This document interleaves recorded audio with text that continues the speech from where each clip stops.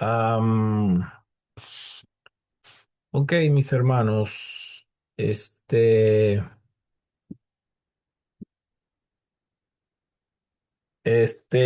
quisiera que habláramos un poco acerca de la tarea, ¿verdad?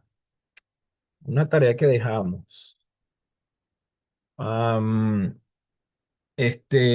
la idea de la tarea era que nosotros pudiéramos ubicarnos, ¿verdad? Habíamos hablado un poco en el Antiguo Testamento, la manera de interpretación y la forma de cómo nosotros podemos agarrar el Antiguo Testamento y poder leer una historia, ubicarnos, ¿verdad? ¿Por qué? Bueno, porque resulta que nosotros en nuestra era, en nuestra época, en base a la tecnología y a cómo nosotros hacemos las cosas, siempre le andamos buscando un sentido cronológico, ¿verdad? Es decir, ubicamos una historia en una época y de esa manera nosotros nos podemos guiar más fácil. Ahora bien, los que me enviaron la tarea estuvo bien, ¿verdad? La idea era tomar una historia, cualquiera que fuese del Antiguo Testamento, bien fuera en cualquiera de los libros, bien fuera en los profetas mayores, menores, libros históricos, poéticos, este, el Pentateuco, tomar cualquier historia y decir nosotros, vaya, como por ejemplo la liberación del pueblo de Israel de Egipto. Bueno, la ubicamos en los comienzos, ¿verdad? En los comienzos. ¿Por qué? Porque de esa manera nosotros tenemos una referencia para poder movernos en el Antiguo Testamento. Es decir, poder ir y ubicar eso en un lugar y nosotros decir, pues, ah, está dentro de este contexto. ¿Por qué? Bueno, quiero que nosotros estemos conscientes de que es una manera que nos podemos ubicar, pero en sí el Antiguo Testamento no nos narra todos los hechos cronológicamente. Es decir, la palabra de Dios no es un libro histórico, no es un libro que fue hecho con fechas, con lugares exactos, y primero pasó esto, después sucedió esto y esto. Por ejemplo, si usted va a narrar la biografía de alguien, usted comienza desde que esa persona nace, en dónde se educa, dónde vive, al pasar de los años, esta persona va creciendo, ¿verdad? Y se le ubica su biografía en cuanto a la historia. No, la Biblia es distinta. La Biblia no nos narra en un orden cronológico, es decir, no está diseñada de esa manera, sino que ella está diseñada para que la entendamos, ¿verdad? En el aspecto teológico, ¿sí? Teológico religioso, en la antigüedad. ¿Por qué? Porque pues los hechos que se narran en esas historias tienen ese propósito, ¿verdad? Dar a conocer la voluntad de Dios, dar a conocer la relación de Dios con el hombre, dar a conocer los estatutos divinos de Dios para el hombre de esa época. Entonces ahí nosotros nos ubicamos. Otra cosa que les quiero dejar saber hoy es que tampoco el propósito es, en esta clase, el propósito no es, y hay que tenerlo bien claro para que nosotros podamos llegar a entender mejor qué es lo que estamos haciendo. El propósito de esta clase no es hacer una exégesis de cada libro del Antiguo Testamento, porque imagínense, no necesitaríamos 10 clases, necesitaríamos muchísimo tiempo para entender eso. Pero no es el propósito de esta clase poder profundizar, ¿sí? En cada uno de estos libros, no. El propósito es que nosotros conozcamos, ¿sí?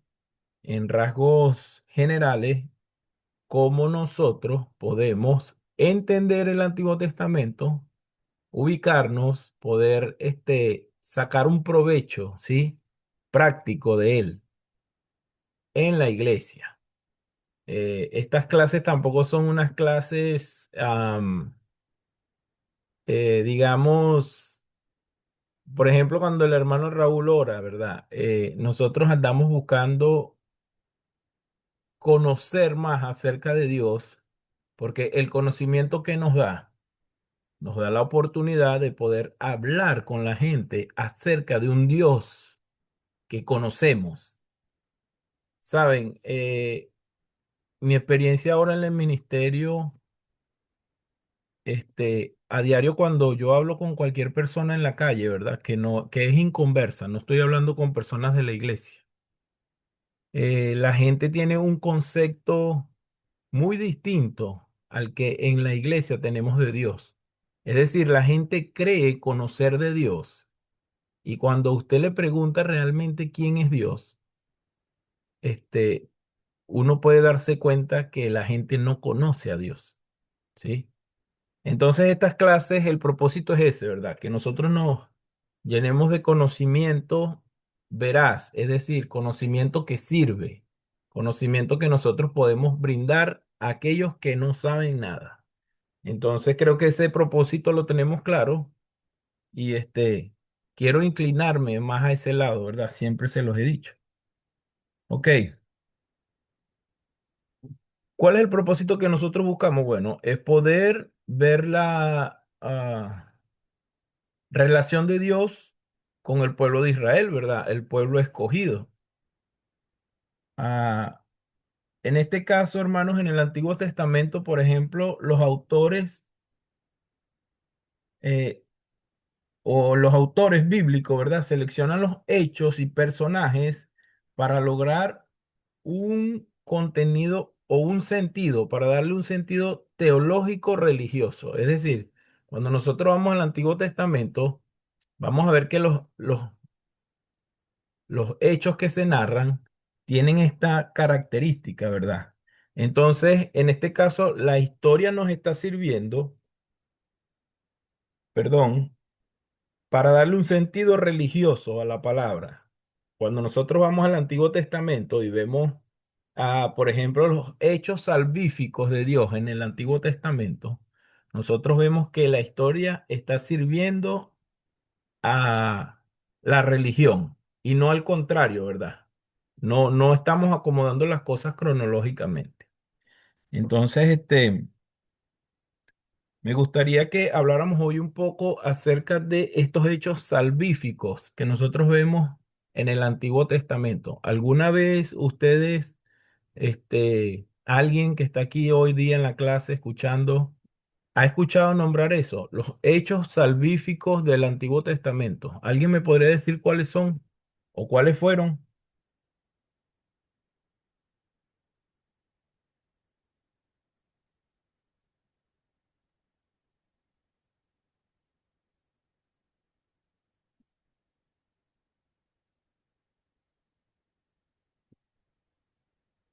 La liberación del pueblo de Israel, por ejemplo, no fue Ok, liberado de Egipto, fue liberado de la esclavitud, podría ser uno. ok, por ejemplo, la liberación del pueblo de Israel. Ajá. ¿Qué otro? La historia del arca de Noé también. Ok, Se perfecto. salvó la familia. El diluvio. Dios salva del juicio por gracia. Eso lo podemos ver en Génesis capítulo 6 al 9. Fíjense que aquí hay una pregunta. ¿De qué salva? De la corrupción total y del juicio por agua. ¿Sí? Preserva a Noé y a su familia en el arca. Establece un pacto con señal. ¿Cuál fue el pacto que hizo Dios con Noé en ese momento? Que nunca más iba a Él destruir la no tierra. volvería a castigarlo. Ajá, y Ajá, cuál fue la señal que hizo Dios? del arco iris. El El arco arco iris, iris. el arco El entre las arco iris. nubes. Ok, entonces fíjense que nosotros ya estamos haciendo una interpretación teológica del Antiguo Testamento de una forma analítica, ¿verdad? Gracias a la historia que nos relata el Antiguo Testamento. Y estamos acomodando la historia en un sentido teológico, ¿verdad? Entonces, vemos que Dios en ese momento salva a quién. ¿A quién salva en ese momento? A Noé. Pero ¿cuál es el sentido real de salvar a Noé y a su familia? ¿Cómo lo entendemos?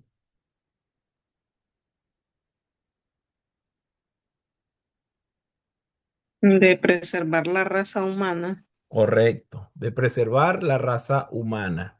Es decir, aunque solamente está salvando una familia, este, fue la única familia que estaba en el mundo. Entonces, Dios lo que está haciendo es que nosotros, ¿verdad?, nos podamos dar cuenta de cómo Él interviene para poder preservar a la humanidad, es decir, para que la humanidad trascendiese un poco más. ¿Qué otro hecho salvífico? La hermana habló acerca de la liberación de Israel.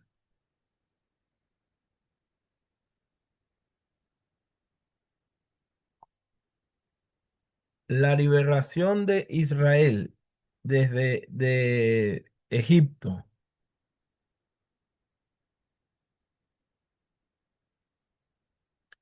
Ok. ¿De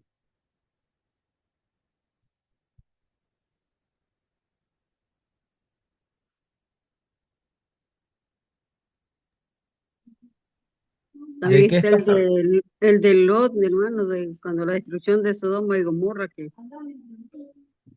Ok, fíjense, yo tengo aquí algo, yo tengo algo aquí, ¿verdad? Quiero que hablemos un poquito de la creación. ¿De qué nos salva Dios en la creación a la humanidad? Cuando nos pone ya en Génesis capítulo 1 y 2. ¿De qué nos salva Dios? Bueno, en primer lugar, tenemos un Dios creador, ¿verdad? Un Dios que todo lo hace, pero ¿cuál fue el propósito por el cual Dios hizo este mundo, esta tierra? Bueno, para salvarnos precisamente de un caos. Tenemos un Dios que organiza, ordena, que le da sentido, ¿sí?, a todo lo que está haciendo. Entonces, en este caso, Dios nos salva del vacío, del desorden y de las tinieblas, ¿verdad? Génesis capítulo 1 y 2. Con su palabra crea luz, orden y vida. Hace al hombre a su imagen. Fundamento de toda salvación. Si Dios crea de la nada, también puede crear un corazón, ¿verdad? De la nada. Entonces, fíjense, estos hechos salvíficos que nosotros vemos en el Antiguo Testamento, después habla del diluvio, como hablamos ahorita, luego habla del llamado de Abraham, ¿sí? Seguidamente también podemos ver el Éxodo. El Éxodo comienza precisamente con la liberación del pueblo de Israel, de Egipto, y nosotros podemos ver que es un hecho salvífico. ¿Por qué? Porque está tratando de guiar a su pueblo, de llevar a su pueblo por un lugar donde podamos trascender, continuar, ¿verdad? Seguir, que no se quede en un solo lado, ¿verdad? Entonces, el éxodo también se toma como un hecho salvífico, ¿verdad? Donde el pueblo de Israel pues está moviéndose, ¿sí? Para terminar con una situación de esclavitud, en este caso, ¿sí? De esclavitud. Entonces, nosotros podemos ver en ese sentido, ¿verdad? Que el Antiguo Testamento nos ayuda a entender la palabra desde ese punto de vista. Ahora bien, ¿por qué cuando nosotros vamos al Antiguo Testamento, por qué debemos verlo de esa manera? ¿Sí? Fíjense que Dios se está mostrando o se está revelando como un Dios poderoso, un Dios que hace. Un Dios que hace pacto con el hombre y que a pesar de que el hombre cae en el pecado, Dios sigue cumpliendo sus pactos. ¿Hacia dónde nos quiere llevar ese tipo de mensajes?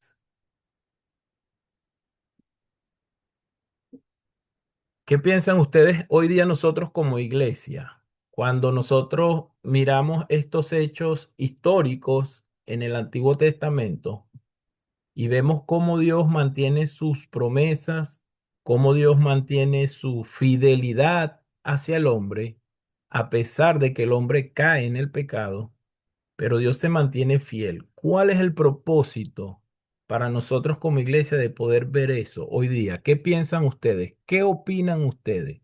Quiero escuchar la opinión de ustedes. Hermano, Dios está queriendo la salvación del ser humano, regalarnos esa vida Ok. eterna que nosotros queremos, pues también, ¿verdad? Llegar hasta ahí, a ese lugar. Eso es lo que Él quiere, salvar a la humanidad. Ok, entonces podemos ver un Dios que se demuestra al hombre en un plano íntegro, es decir, alguien en que se puede confiar, alguien en quien se pueda creer, alguien en quien nosotros podamos decir, bueno, si antes fue fiel, entonces ¿por qué ahora no lo va a hacer? Fíjense, estamos haciendo como la unión, ¿verdad? La unión de esa comprensión teológica del Antiguo Testamento. ¿Por qué? Porque era como yo le decía el otro día, yo no puedo tomar todos esos hechos literalmente. Sucedieron, ¿verdad? En una época, sucedieron en un momento, pero yo debo aprovechar, ¿sí? La nutrición teológica o la implicación teológica que tuvo en ese momento, pero también que puede tener ahora para nosotros. Entonces, muy bien, hermana, muy bien su opinión, porque nosotros también, como hombres, ¿verdad? Necesitamos ver cómo era que Dios se quería relacionar con su pueblo. Dice en el Nuevo Testamento que ahora nosotros somos ese pueblo, que la iglesia es ese pueblo. Hermana Ana, tiene la palabra. Y buenas noches, hermano. Una de las partes que a mí, bueno, me ha gustado a través de estos estudios bíblicos es como usted nos mencionaba, que hay una conexión entre el Antiguo y el Nuevo Testamento. Entre una de las que ya había mencionado y que me gusta mucho, está en San Juan cuando menciona que así como sus padres comieron maná que Dios les envió del cielo, pero que era un pan terrenal, pues ahora Jesucristo venía a ser ese pan de vida del cual pues debíamos participar todo y lo vemos de manera simbólica pues en la cena del Señor que celebramos cada domingo. Entonces, la parte bonita es esa interpretación teológica que puede tener y esa conexión del Antiguo con el Nuevo Testamento y ver ese plan redentor desde el inicio de la creación y que se va a cumplir pues con nuestro Señor Jesucristo a través de los evangelios. Ok, muchas gracias, hermana. Entonces, fíjense, nosotros estamos tratando de buscar una interpretación, ¿verdad? Que también tenga un sentido práctico para nosotros y que nosotros podamos sacar, ¿verdad? El mejor provecho de allí. ¿Alguien más tiene una opinión? Hermano, fíjese que, bueno, con todo lo que usted ha explicado, saqué una conclusión también que el Antiguo Testamento también se puede interpretar como un cambio de actitud. Cada falta también tiene una acción y que se ve el carácter de Dios hacia su pueblo. Entonces, así nosotros tenemos que tener ese cambio de actitud y saber que si hacemos tal pecado, pues también tendrá sus consecuencias. Se ve el carácter de Dios también en el Antiguo Testamento. Es correcto, mi hermana, es correcto. Fíjense algo, la hermana Ana mencionó algo, ella mencionó la cena del Señor. Profesor, Hermano Raúl, profesor, sí, adelante. eh, primero yo pienso que debemos de centrarnos en el Viejo Testamento, ¿verdad? El Nuevo ya sabemos Ok, cuáles son los cambios, ¿verdad? Esta clase pretende aclararnos el Viejo Testamento. sí, Eh, yo pienso que esa interacción del Dios con el hombre, ¿verdad? Era en dos vías, ¿verdad? ok, Una, eh, el Dios con su creación. Pero la otra, creo que la hermana Oneida mencionó algo de eso, era que también nosotros o el hombre antiguo conociera un poco sobre el carácter de Dios. Dios se va decía usted en clases anteriores, se va reflejando, qué es lo que quiere promover Dios en la humanidad, ¿verdad? No estaban claros. Caín mata a Abel y cree que lo que hizo fue bueno, ¿verdad? Y Dios le dice y le reclama fuertemente. Y entonces, a partir de eso, me parece que sobre todo en el Pentateuco, Dios trata de imponer las normas, las reglas. Esto es lo que quiero de ustedes, ¿verdad? Eh, Ok, eh, Lógicamente va a haber una serie diría, de pactos, decía usted hace rato, ¿verdad? Una muestra de eso es el diluvio, ¿verdad? Dios ok, decide destruir, ¿verdad? Destruir porque considera que eso no servía para nada. ¿Verdad? Y entonces, pero también eso lleva teológicamente un mensaje que esto es lo que quiero que hagan. Este soy yo y esto, el que haga estas, vuelva a seguir haciendo estas cosas, aunque él dice que ya no lo va a volver a hacer, ¿verdad? No es grato, no es de olor grato a mí, pues, ¿verdad? Eso más o menos ok. pienso. ¿Alguien más quiere opinar? Que fíjense que mencionaron tres cosas interesantes aquí, ¿verdad? Y las tres cosas salen de tres historias distintas en el Antiguo Testamento, específicamente en el Pentateuco, ¿verdad? Vamos a hablar hoy un poco del Pentateuco. ¿Por qué? ¿Qué es el Pentateuco? Bueno, es la Torá, es el fundamento de toda la Biblia, digámoslo de esa manera, y el hermano Raúl tiene razón en que en estos cinco libros, principalmente Dios está como comenzando esa relación con el hombre, con su creación. Pero fíjense algo, Dios comienza esa interacción, ¿verdad? Eso es lo que dice el hermano, una relación que va en doble sentido, de Dios para el hombre, pero del hombre para Dios también, ¿verdad? Entonces fíjense lo que yo tengo aquí, no solo son historias, es Dios revelándose y formando a su pueblo. Es decir, Dios empieza a dar a conocer algunas cosas que Él quiere que el hombre comience a aprender, ¿verdad? Cómo debe tratar con Dios. Es decir, qué es lo que Dios quiere de él, cómo él se tiene que empezar a mover.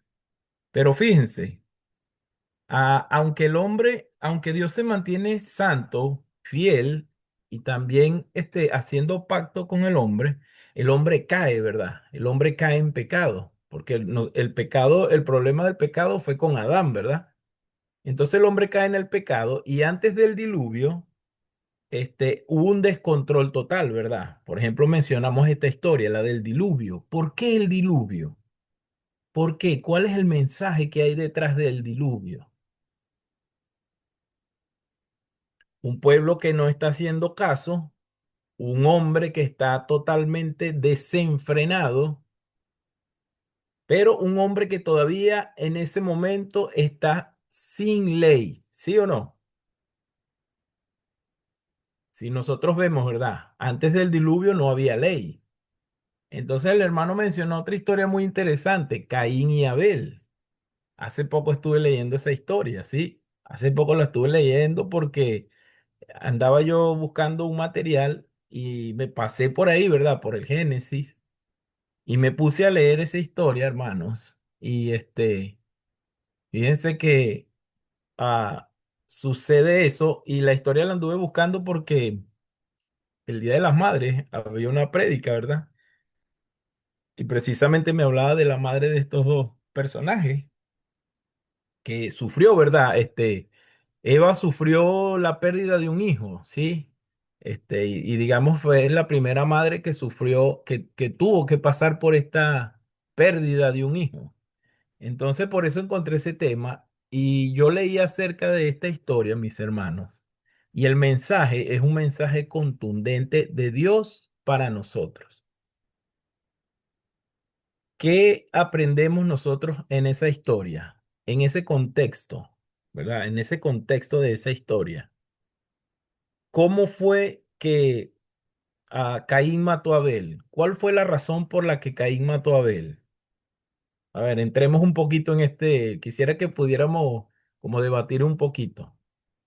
Imagínense, Dios dice, traigan una ofrenda y cada quien trae su ofrenda, ¿verdad? Pero el relato dice que o sea, Dios se sintió mejor con la ofrenda de quién? Ofrenda de Abel, Con la ofrenda de Abel, ¿verdad? Dios se siente mejor. ¿Y qué es lo que siente Caín? ¿Qué fue lo que él sintió? celos, envidia, Fíjense algo, enojo. celo, envidia, hubo algo en él como que, no, este me va a ganar, ¿verdad? Sintió eso, ¿sí?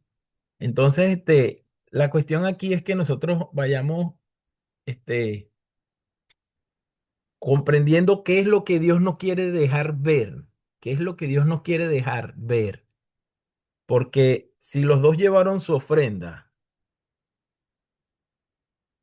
¿quién les dijo a ellos, la ofrenda debe de ser así, la ofrenda debe ser acá?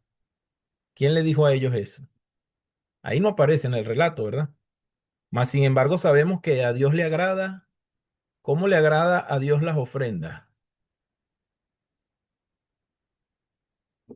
Entonces, este, surge esa historia para que nosotros podamos aprender, ¿verdad? Para que nosotros podamos ver que, en primer lugar, si nosotros vamos a dar una ofrenda a Dios, pues debemos saber que Dios se complace de lo primero, que a Dios le agrada el corazón puro, ¿verdad?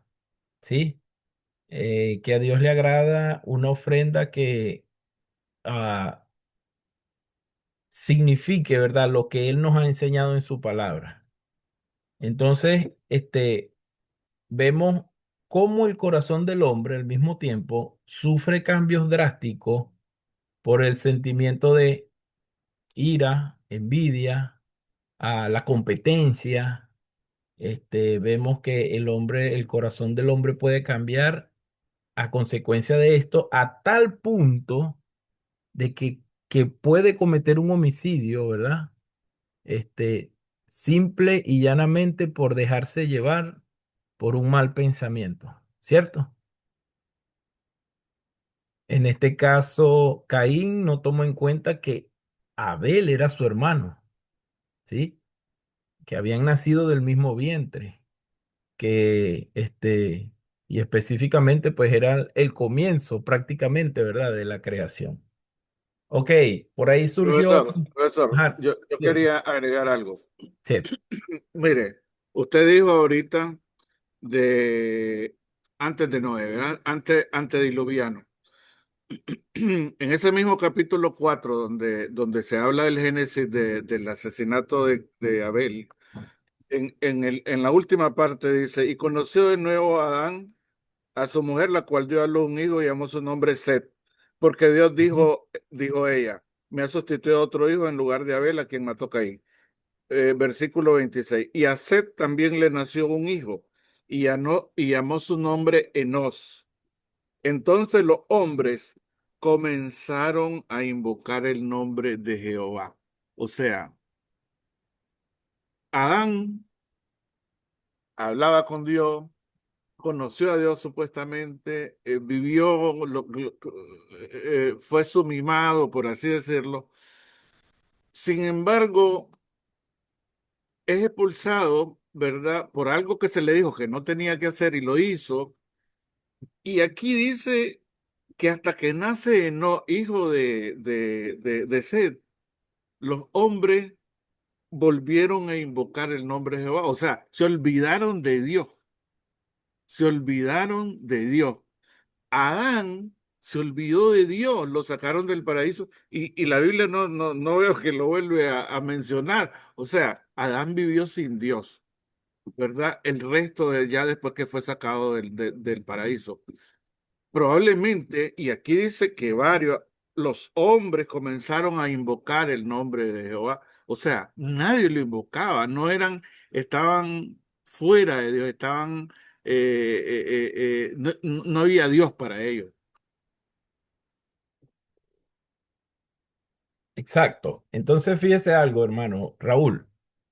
Eh, hace poco yo hablaba del Antiguo Testamento acá en la congregación. Bueno, hace poco no, hace ya unos días. No es como esta clase, sino que era una clase al respecto de ah, la ley y la gracia, ¿verdad? Y nosotros hablábamos de que por qué surge el pacto de Sinaí con Moisés, precisamente. ¿Por qué Dios diseña la ley? ¿Sí? Cuando nosotros vemos el comportamiento de los hombres desde la creación hasta Moisés, nosotros podemos percibir o podemos detectar lo que acaba de decir el hermano Raúl, ¿verdad? Por ejemplo, en el caso de Adán, vivió sin Dios, es decir, no vivía con una dirección específica hacia Dios, ¿sí? No vivían con cuando nosotros leemos algunos relatos, como por ejemplo que los hombres se empezaron a relacionar con gigantes, ¿verdad? Vemos que hay como un desorden, ¿sí? Un desorden en todos los aspectos.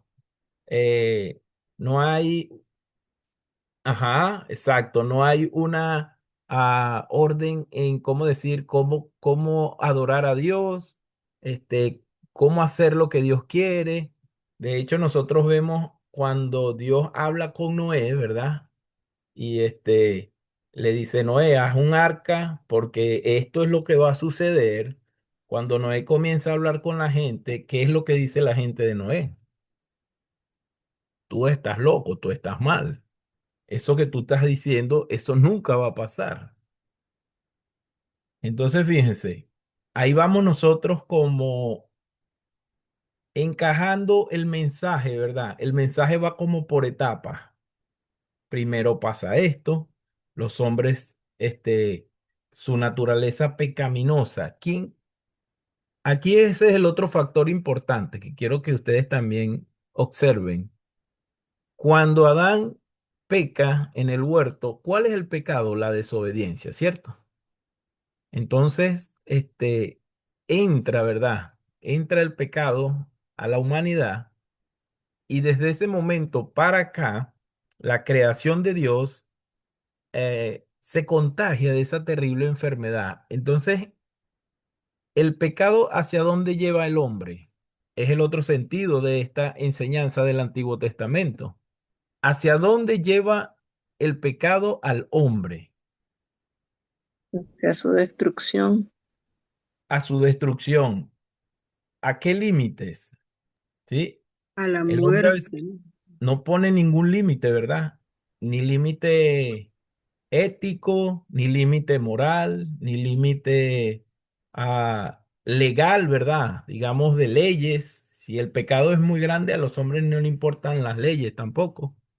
Entonces, fíjense, ahí ya nosotros podemos ubicarnos según estas historias, entonces en la época prediluviana, ¿verdad? Antes de la ley de Moisés. Entonces nosotros vemos que de todas maneras, aunque el hombre cometía estos pecados, aunque el hombre vivía de esta manera, Dios siempre estaba buscando la forma de ayudarles, de sacarlos de allí, de llevarlos, de guiarlos. Entonces vemos a esa época con Noé, después vemos que Dios se encuentra con Abraham, ¿verdad? Y entonces con Abraham hace otro pacto, ¿verdad? Benditas serán en ti todas las naciones, le dice, ¿sí? Y entonces vemos una interacción de Abraham con Dios igualmente, pero todavía vemos situaciones, cosas, también vemos homicidios, asesinatos, esto, lo otro, los hombres, vemos que hay otros pueblos que no pertenecen al pueblo de Dios. Entonces, es interesante que veamos esto en el Antiguo Testamento, porque cómo es que después de tanto tiempo, entonces ya Dios abre la oportunidad para que toda aquella persona que en Él crea no se pierda y tenga vida eterna. El hermano Raúl mencionaba que pues aquí estamos para aprender estas cosas del Antiguo Testamento, pero siempre estas enseñanzas nos llevan a los que ya tenemos la palabra de Dios completa, es decir, la Biblia completa, nos lleva a una comprensión más vasta del Nuevo Testamento también, ¿verdad? Porque nosotros entonces vemos el plan redentor, cómo se comenzó a gestionar desde un principio, ¿sí? Y cómo nosotros podemos ver que esos hechos salvíficos de Dios, hoy día nosotros los vemos en Cristo Jesús, ¿verdad? Para que el ser humano nuevamente, la creación de Dios, volvamos como al principio, ¿verdad? A poder tener una nueva oportunidad de vida eterna.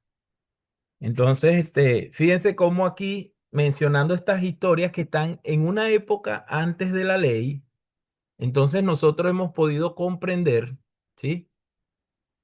Hemos podido comprender, este, cómo es el actuar de Dios ahí, ¿verdad? En el Pentateuco, ¿sí? Entonces, fíjense. Hay un mensaje, hay un solo Dios. Él crea con orden y propósito, Génesis 1:1. Es totalmente santo y no tolera el pecado. Levítico capítulo 11, versículo 44. Pero es misericordioso y cumple lo que promete, aunque el hombre falle, ¿verdad? Génesis capítulo 12, versículos 2 y 3. Entonces aquí nosotros tenemos el mensaje teológico para nosotros, por ejemplo, en el Pentateuco. ¿Sí? En lo que son los primeros 5 libros de la Biblia. Hace poco una señora me hablaba acerca de, ah, por ejemplo, la gente que son musulmanes, ¿sí? En lo que ellos creen.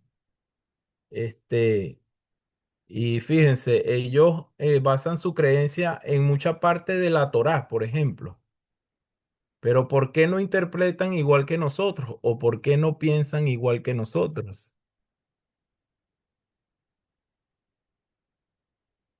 Hay otros modos, ¿verdad?, de entenderlo, hay otras interpretaciones del Antiguo Testamento, por eso el propósito de esta clase de que nosotros podamos fundamentarnos, ¿verdad?, en una base, ponernos de pie en un lugar donde nosotros podamos explicar, ¿verdad?, lo que creemos y por qué lo creemos.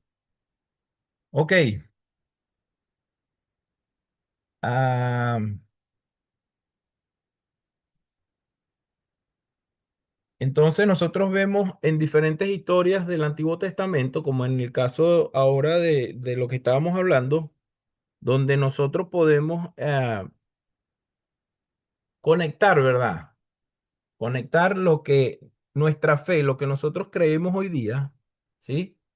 Con el Antiguo Testamento, pero sin que haya una contradicción, ¿sí? Sin que hayan contradicciones o sin que hayan diferencias, ¿verdad? Diferencias. Hasta aquí, mis hermanos, ¿hay alguna pregunta? ¿Hay algún comentario? ¿Alguna duda?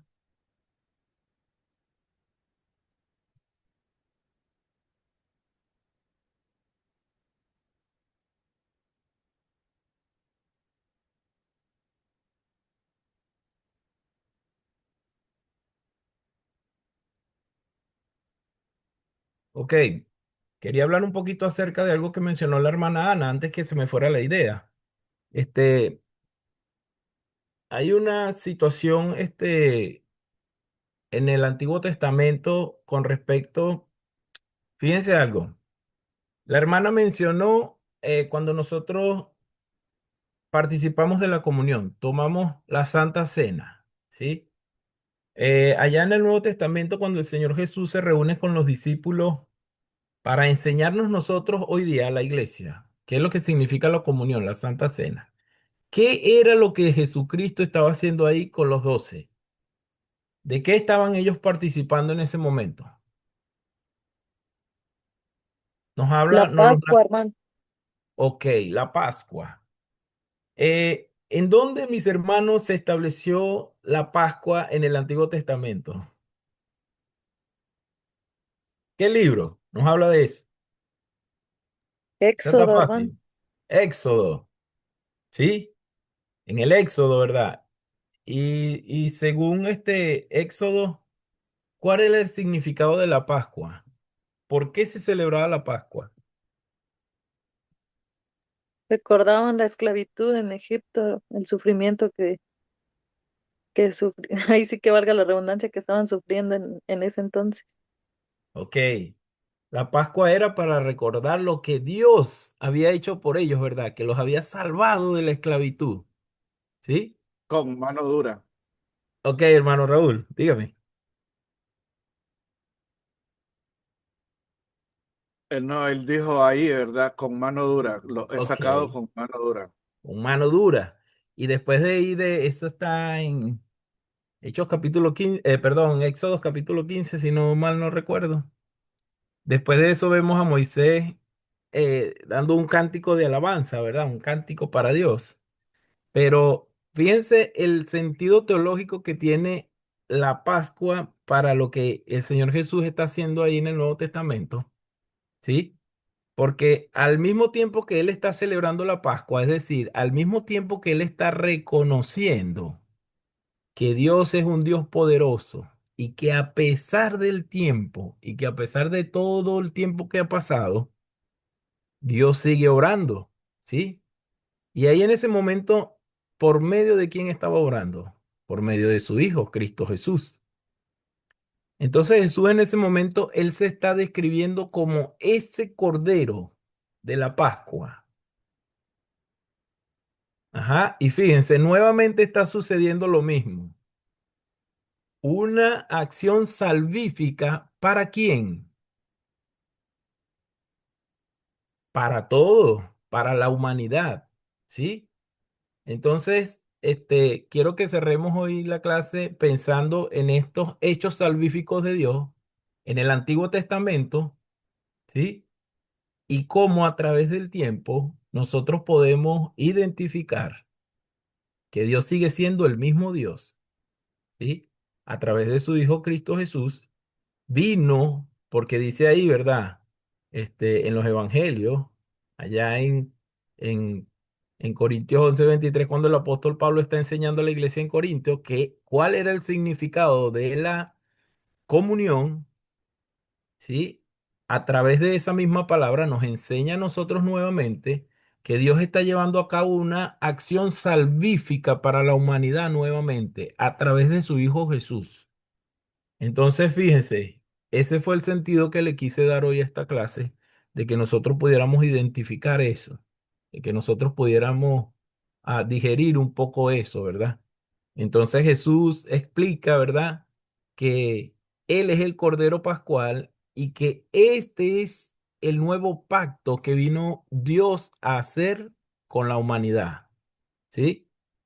Entonces, fíjense que hay una relación allí, ¿verdad? No estoy diciendo yo, bueno, celebramos nosotros la Pascua, no. La Pascua lo celebraron los hebreos, ¿verdad? Los israelitas.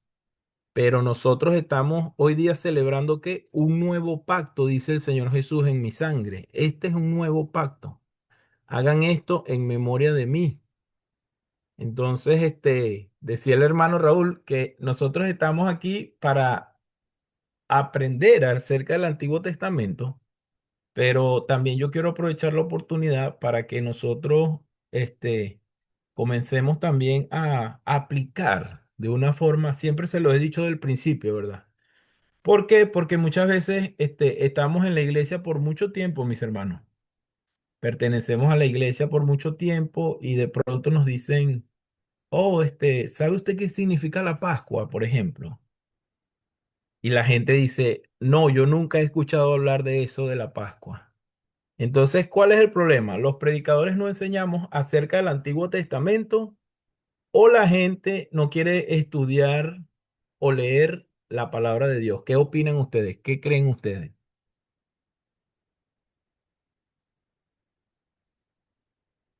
A veces no quieren, no queremos escudriñar la palabra y solo irnos con lo más básico que podamos aprender. Ok, entonces fíjense, nosotros buscamos las enseñanzas del Nuevo Testamento y siempre van a estar soportadas por el Antiguo Testamento, ¿verdad? Por la palabra de Dios. Entonces, nosotros no podemos relacionar directamente y decir, bueno, nosotros estamos participando de la Pascua. No, pero sí hay una relación allí, ¿verdad? Porque Dios está llevando a cabo una acción salvífica, como lo hizo allá en Egipto con Israel, con su pueblo, y está haciendo un pacto, ¿verdad? Esa vez hizo un pacto con quién, con el pueblo de Israel, porque seguidamente de eso, Moisés sube al monte Sinaí y ¿cuál es el pacto que hace Dios allí con ellos, con el pueblo de Israel?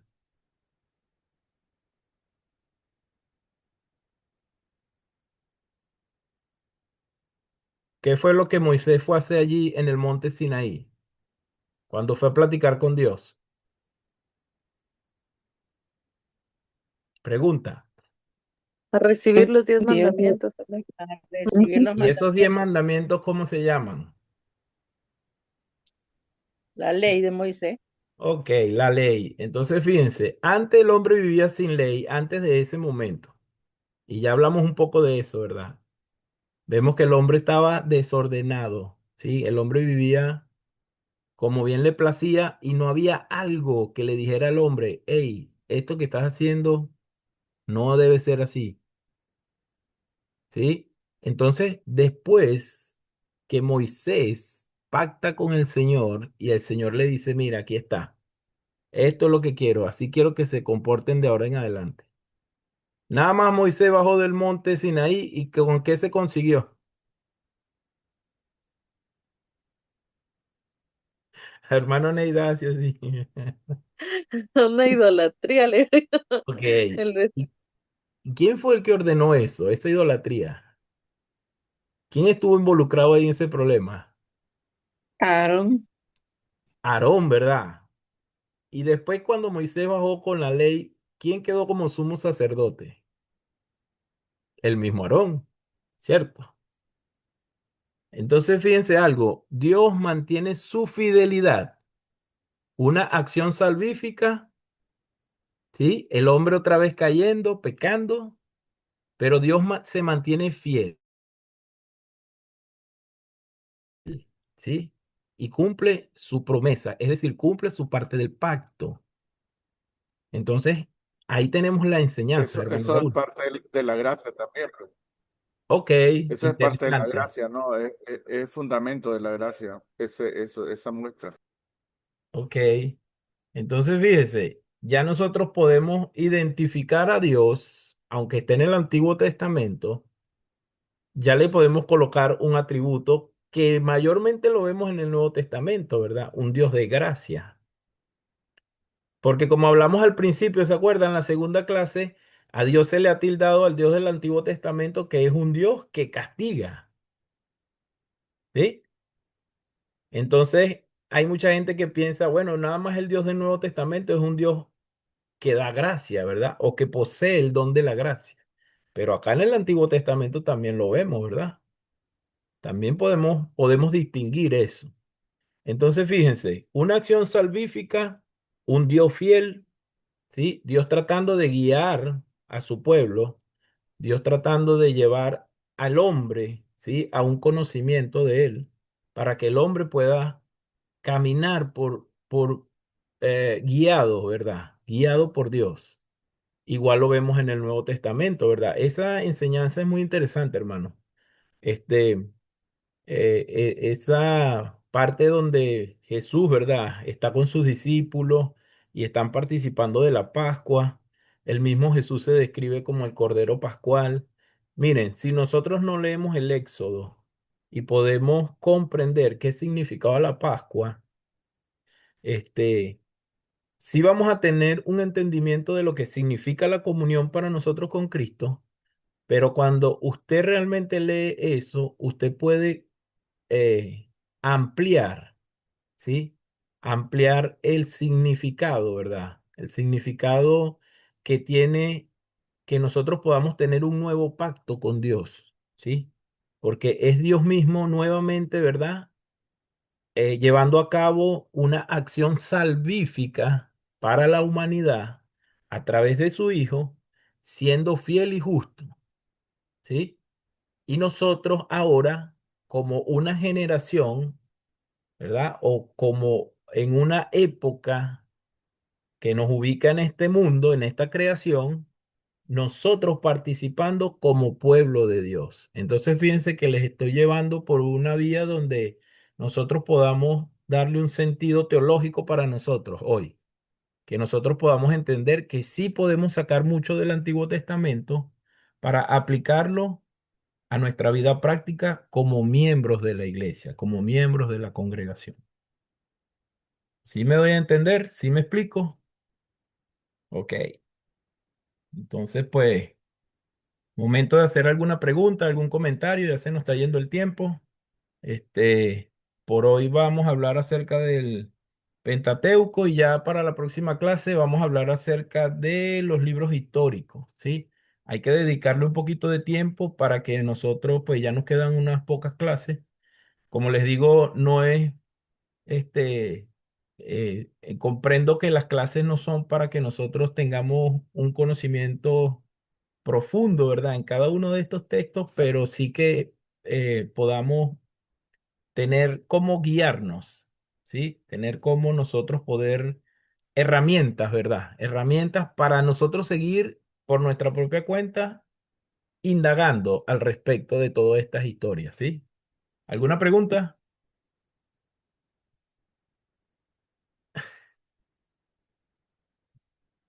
Un pequeño comentario, hermano Alcide. Adelante, hermana. Es cierto que eh, la Pascua, ¿verdad? Era la representación del sacrificio que se estaba haciendo ahí, y, pero Cristo ahora es nuestra Pascua. Ok. Entonces, como usted dice, como usted dice, ¿verdad? Él estaba ahí representándose como el Cordero perfecto que iba a ser sacrificado por amor a la humanidad, para poder darnos la salvación a todos los que creemos en Él, Amén. ¿verdad? Entonces, Amén. ahora Cristo es nuestra paz. Así es, hermano. Amén. Ese es un tema muy amplio y muy bonito. Me gusta mucho, este, fíjense algo que aquí en Estados Unidos hay las cuatro estaciones, ¿verdad? Las cuatro estaciones. Y cuando yo me pongo a investigar acerca de la Pascua, resulta que la Pascua tiene relación con la primavera. ¿Sí? Cuando la tierra comienza a florecer, cuando la tierra comienza a brotar nuevas plantas, cuando usted ve que los pájaros salen de invernar, los animalitos andan por el campo, y eso tiene un sentido, ¿verdad? ¿Por qué? Porque precisamente el Señor Jesús muere, ¿sí? En ese momento, pero resucita. Entonces, todo eso tiene un sentido positivo, ¿verdad? Para nuestra fe. Comprender todas esas cosas. Entonces, bueno, pero muchos dicen, pero es que eso está en el Antiguo Testamento. ¿Cómo puedo yo entenderlo, relacionarlo al Nuevo Testamento? Bueno, aquí tenemos una forma de relacionarlo. Una acción salvífica de Dios para la humanidad, ¿sí? Donde vemos involucrado a un Dios que nos quiere dar salvación, que es fiel, que cumple lo que dice y que nos está dando una oportunidad. Entonces, cuando vamos al Antiguo Testamento y vemos todo lo que Él hizo, uno dice, oye, Dios está haciendo lo mismo con nosotros. Ahora, ¿qué debemos hacer nosotros? Es la pregunta.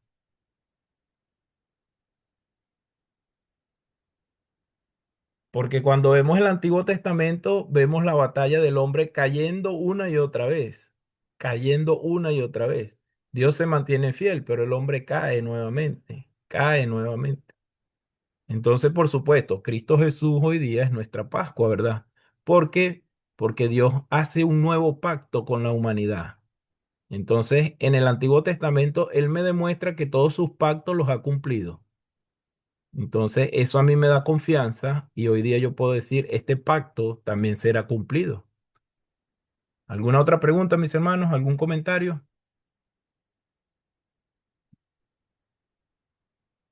Hermano, solo una pequeña duda, quizás después Sí. pueda profundizar en esto.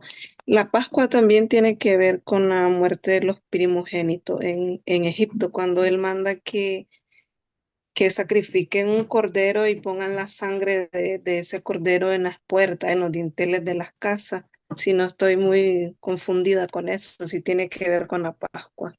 Bueno, sería bueno que lo dejáramos como tarea, ¿verdad? Que leyéramos Éxodo y que en la próxima clase debatimos un poquito al respecto para aclarar cualquier duda.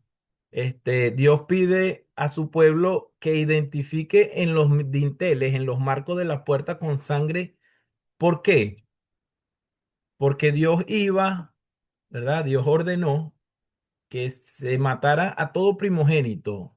¿Pero de dónde? De Egipto. Y precisamente esa marca que evitaría que si en mi casa o en la casa de cualquier hebreo, cualquier israelita, había un primogénito, allí no se iba a matar al primogénito. Pero sería interesante que leyéramos ese capítulo, ¿sí? Vayamos al Éxodo y leamos esa historia. Y en la próxima Capítulo clase, 12. Capítulo 12. sí, hermano Raúl. Capítulo 12. Ok, leamos ese capítulo de tarea y la próxima clase debatimos un poco acerca de lo que significó para el pueblo de Israel ese mandato de Dios. Si no hay más nada que agregar, mis hermanos, hasta aquí vamos a dar la clase. Muchísimas gracias por su asistencia. Que tengan una buena noche y que Dios les bendiga grandemente. Amén, hermano. Dios le bendiga a usted también. Buenas noches. Buenas noches. Entonces, por favor, de tarea leamos ese Amén. Buenas noches, capítulo. hermano. Si ustedes quieren, el 11, el 12 y el 13, para que estemos más o menos en un contexto, ¿sí? Bien. Ok, y para la Bien. próxima clase, vamos a estar hablando tal vez los libros poéticos o los libros históricos, ¿sí? Que el Señor les bendiga, hermanos. Gracias por su tiempo. Amén. Gracias por la clase, hermano. Buenas noches a todos y que Buenas Dios nos noches, buenas guarde. noches. Buenas noches, bendiciones. Bendiciones, hermanas. Bendiciones.